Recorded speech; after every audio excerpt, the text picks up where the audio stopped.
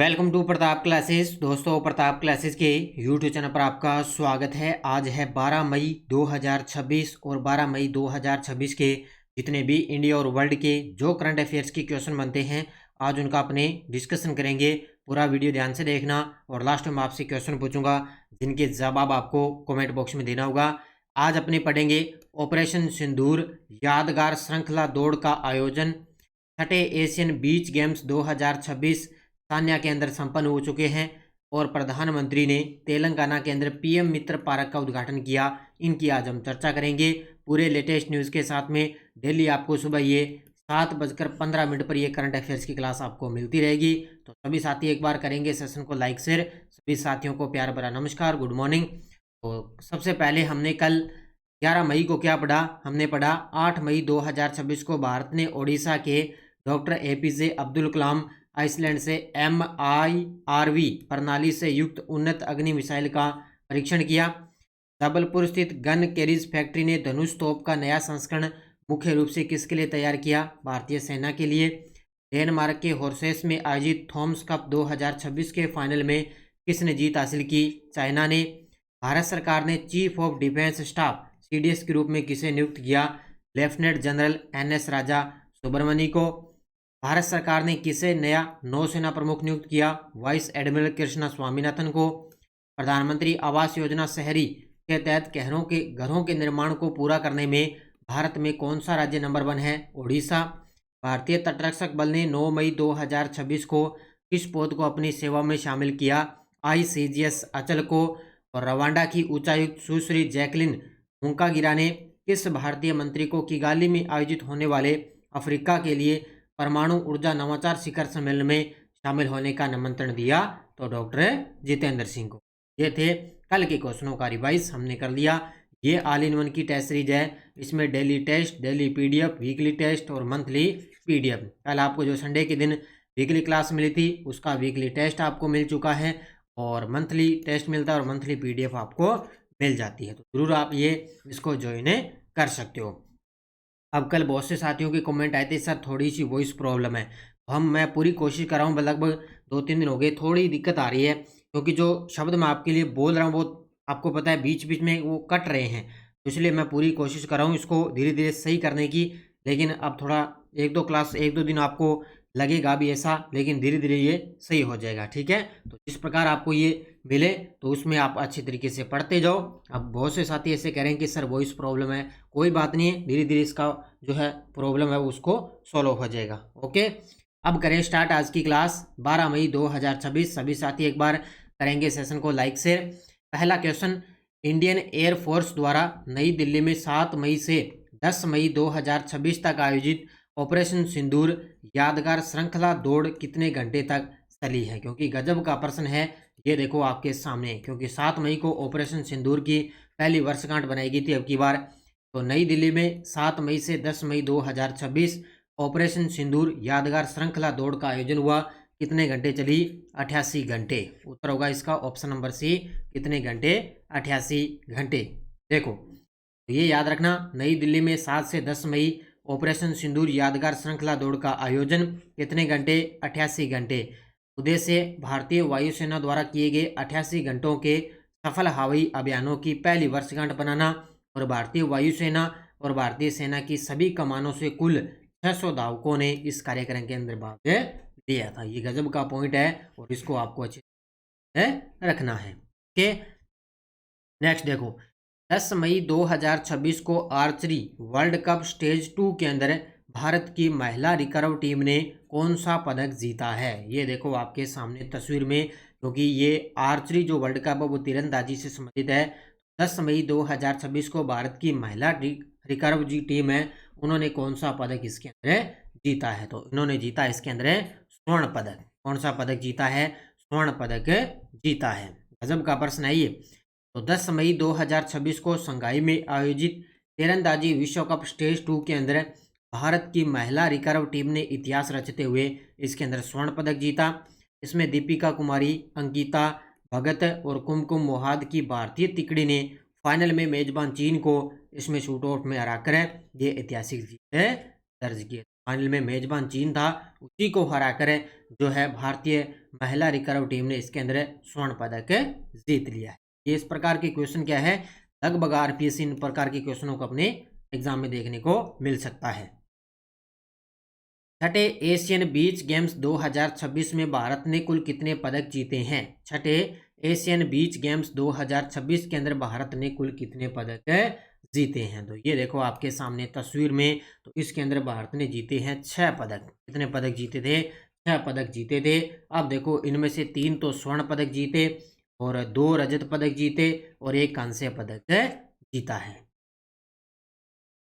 ठीक है, ये याद रखना, 6 पदक। देखो छठे एशियन बीच गेम्स 2026 सान्या के अंदर संपन्न हुए हैं और छठा संस्करण 22 से लेकर 30 अप्रैल 2026। ये कहाँ पे है? आयोजन स्थल इसका चीन के अंदर है। टोटल खेल 14 खेल की 62 स्पर्धा ने इसके अंदर भाग लिया। इसमें जैसे बीच एथलेटिक्स है, beach kabaddi, beach soccer, beach volleyball, beach handball और बीच रेसलिंग, ये इसके अंदर जो है खेल शामिल थे। शुभंकर या था इसका याया, क्या था? शुभंकर याया। इस प्रतियोगिता में चीन ने 24 स्वर्ण सहित कुल 54 पदक जीतकर पदक तालिका में सबसे टॉप स्थान हासिल किया। तो चीन ने टोटल 24 स्वर्ण पदक जीते और टोटल 54 पदक जीते, फर्स्ट स्थान रहा। वहीं भारत का देखें, 3 स्वर्ण, 2 रजत और 1 कांस्य सहित टोटल 6 पदक जीतकर पदक तालिका में 5वां स्थान को मिला है। तो ये गजब का प्रश्न है। छठे एशियन बीच गेम्स 2026 जिसके अंदर भारत 5 रहा था। फाउस्टिनो ओरो ने अपना अंतिम ग्रैंड मास्टर नॉर्म कहाँ हासिल किया है? ये देखो आपके सामने तस्वीर में, शतरंज के खिलाड़ी है ये फाउस्टिनो ओरो। तो ये अंतिम ग्रैंड मास्टर नॉर्म इन्होंने कहाँ हासिल किया है? इटली के सार्डिनिया के अंदर। ऑप्शन नंबर सी, कहाँ पे? इटली के सार्डिनिया में। और ये इतिहास के दूसरे सबसे कम उम्र के ग्रैंड मास्टर बन चुके हैं। ये देखो आपके सामने तस्वीर में। तो अर्जेंटीना के 12 वर्षीय फाउस्टिनो ओरो ने इटली के सांडिया में विश्व शतरंज महोत्सव में अपना अंतिम ग्रैंड मास्टर नॉर्म हासिल करके इतिहास रचा। 12 वर्ष 6 महीने और 26 दिन की उम्र के अंदर ये इतिहास के अंदर दूसरे सबसे कम उम्र के ग्रैंड मास्टर बन चुके हैं। इसका नाम आपको याद रखना है, अर्जेंटीना के 12 वर्षीय फाउस्टिनो ओरो। इससे पहले कौन थे? अमेरिका के अभिमन्यु मिश्रा, जो सबसे कम उम्र में खिताब जीतने वाले खिलाड़ी बन चुके। दूसरे अब बन गए फाउस्टिनो ओरो और पहले कौन थे? अभिमन्यु मिश्रा। ठीक है, इस प्रकार की बातें आपको बढ़िया तरीके से याद रखनी है। अगला देखो, 5वीं ब्रिक्स सर्वोच्च लेखा परीक्षा संस्थान के नेताओं की शिखर सम्मेलन 7 से 8 मई 2026 को कहाँ आयोजित की गई? क्योंकि अब की बार आपको पता है भारत है वो 18वां ब्रिक्स सम्मेलन की मेजबानी करेगा। तो उसी के अकॉर्डिंग भारत में लगभग बैठकें हो रही है ब्रिक्स सम्मेलन की। जितनी भी बैठक है वो मैं आपको लगभग करवा रहा हूँ। तो 5वीं ब्रिक्स सर्वोच्च लेखा परीक्षा संस्था के नेताओं की 7 से 8 मई को बैठक हुई है बेंगलुरु के अंदर। कहाँ पे हुई है? बेंगलुरु के अंदर। अभी आपको पता है ताज़ा हुई है तिरुवनंतपुरम केरल के अंदर भी ब्रिक्स समूह की बैठक है, दूसरी बैठक हुई है केरल के अंदर। ठीक है, और ये कहाँ पे? बेंगलुरु। तो 5वीं ब्रिक्स सर्वोच्च लेखा परीक्षा संस्था के नेताओं की बैठक है वो 7 से 8 मई को बेंगलुरु में आयोजित हुई। मेजबान यह आयोजन भारत के नियंत्रक और महालेखा परीक्षक कार्यालय द्वारा किया गया।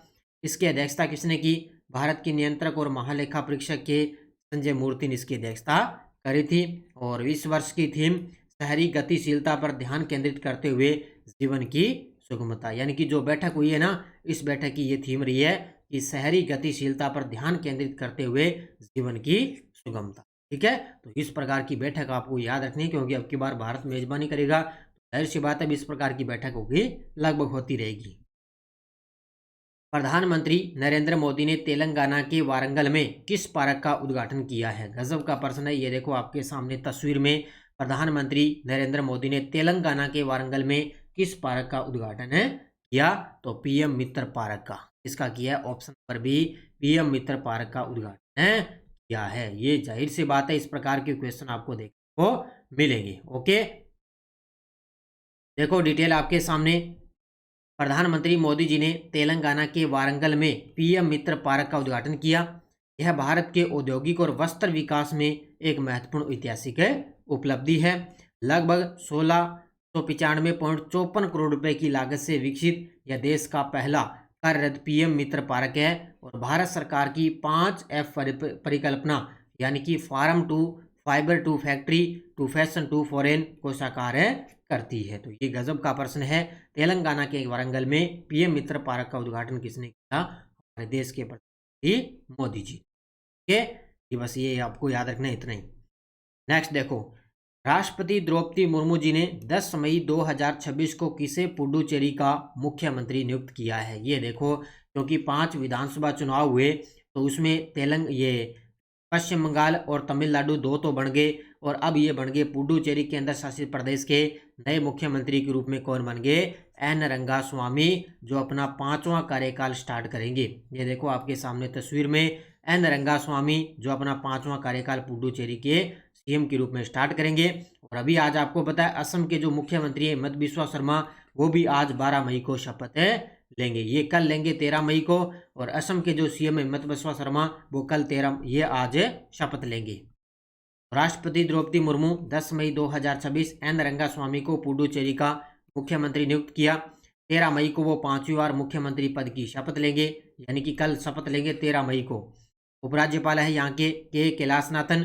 चुनाव परिणाम 30 सदस्यीय विधानसभा में एनडीए ने 18 सीटों पर जीत हासिल की है। तो ये एक ही बचा है, कौन सा?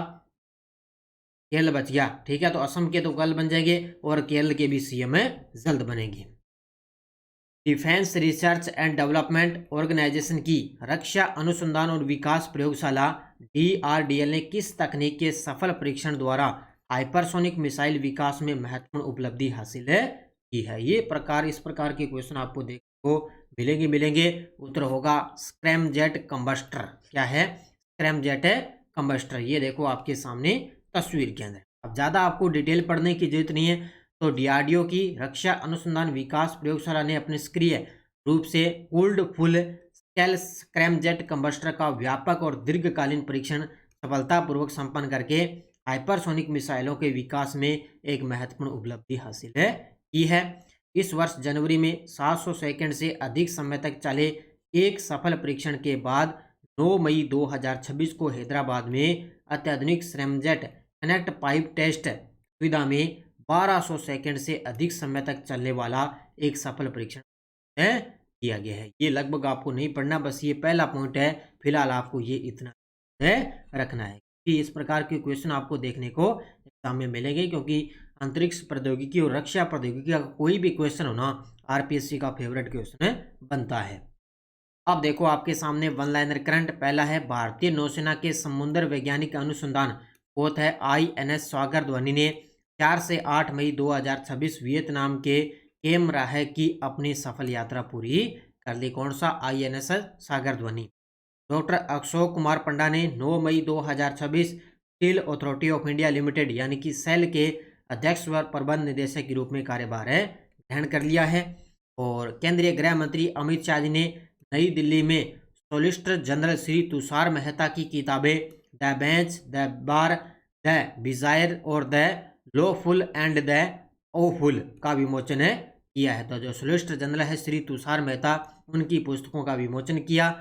सऊदी अरब भारत के नेतृत्व वाले इंटरनेशनल बिग कैट अलायंस में शामिल होने के लिए तैयार है और इसका 26वां सदस्य बनेगा। तो 1 व 2 जून को भारत इसकी मेजबानी करेगा नई दिल्ली में, और सऊदी अरब है वो इसका 26वां सदस्य जा रहा है। ठीक है, तो ये आपको वन लाइनर अच्छे तरीके से याद रखने हैं।